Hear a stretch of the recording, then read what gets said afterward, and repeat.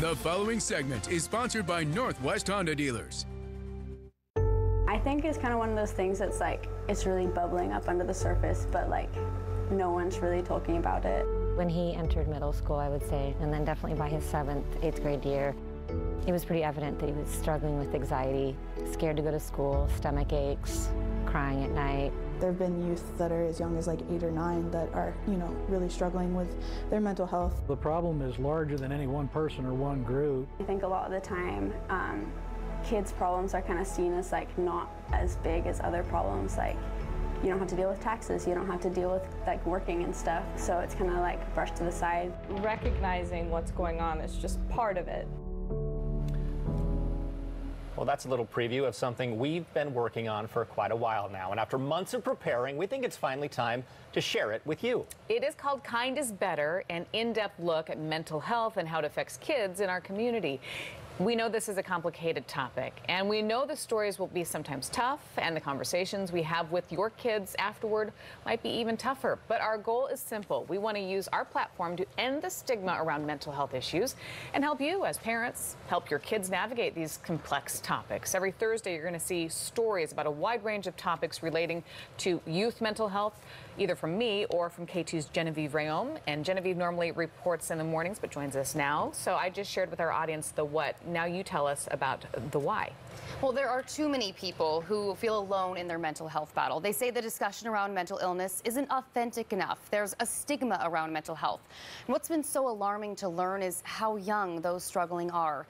A recent Oregon Health Authority study found a quarter of 8th graders classify their emotional and mental health as either fair or poor. The number was even higher for high school juniors at nearly 34%. The numbers show what we've suspected, that more and more kids at shockingly young ages are having to deal with terribly tough things. I've been all over the community asking questions and just listening as people young and old have shared their stories about anxiety, depression, suicide. The conversations have been authentic and real. 20 years ago, it was an athletic, artistic 15-year-old named Reed, aspiring for a bright future. It was the grief of when my son Reed died suddenly by suicide that shattered me.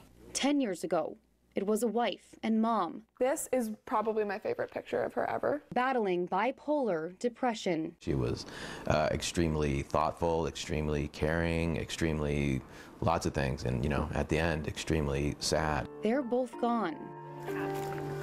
Now 2 teens who've trudged through similar darkness are brave enough to talk about it. I was feeling, I think numb is a good way to describe it. Constantly depressed, constantly suicidal.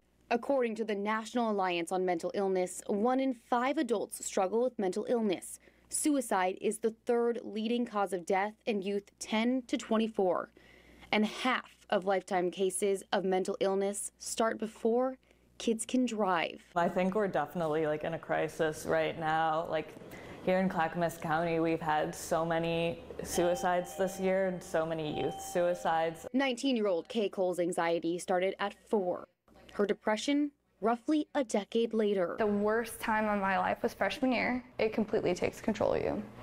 For Matt, a daredevil adventure seeker, it began during adolescence with social anxiety. In the years that followed, it escalated. It's like you don't feel anything at all. It's like you're not even existing. He questioned his life path.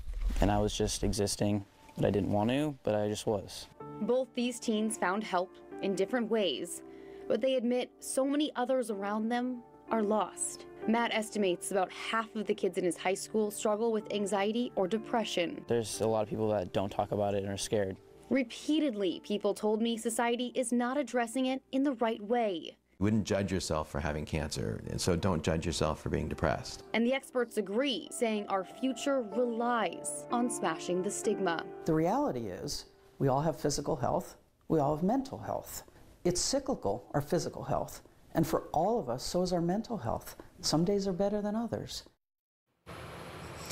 Now, this is just a small overview of what we'll be delving into through Kind is Better. I'll be telling those kids stories, how they got help, how those survivors of suicide are dealing with their grief. We're committing to talking about mental health and helping our community. Now, this is truly just the beginning, and I know from the stories that I've heard, the conversations that I've had, we have a lot of work left to do, but change is definitely possible. I'm so excited to work on this project with you, and our viewers can also give us ideas on the story ideas that they want to see at kindisbetter.org. Yeah. So thank you. Thanks, Genevieve. We also want to remind you that there are resources available for everyone.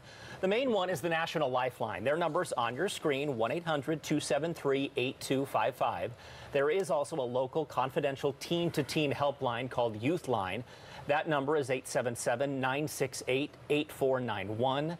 You can also text teen to teen to 839-863. We'll be sharing those numbers a lot, and we hope you'll write them down even if you don't think you'll need them now.